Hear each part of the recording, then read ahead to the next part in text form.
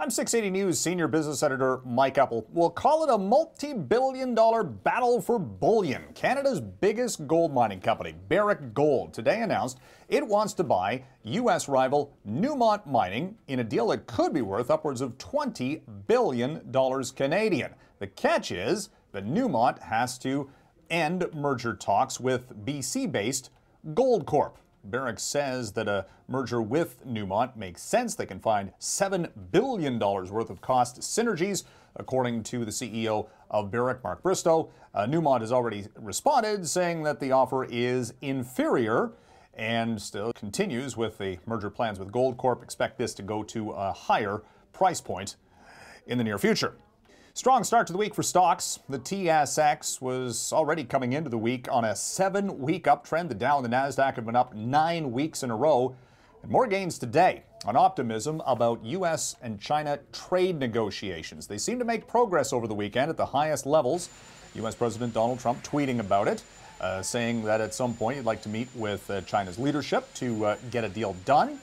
And they're so optimistic they've actually pushed or delayed the implementation of new tariffs, which were set to take effect on Chinese exports on March the 1st.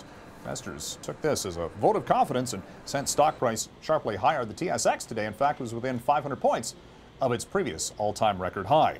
Top performer on Wall Street today, General Electric, as this company continues a massive restructuring and selling various parts of the business. It sold its biopharma operations today to Danaher Corporation in a deal worth $21 billion. GE stock up more than 15% in reaction.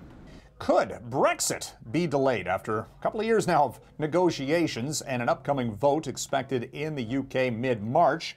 British Prime Minister Theresa May continues to push forward with the idea that a deal can be done. The European Union, not so certain. They're basically saying if a deal isn't reached on divorce proceedings by the middle of next month, they could push back the time frame on all of this to 2021 at the earliest.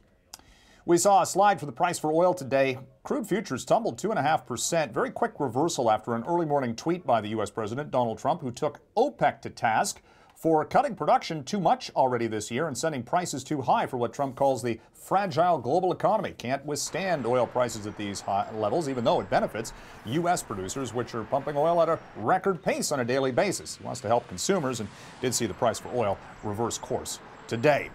From the 680 newsroom, I'm Mike Eppel for City News.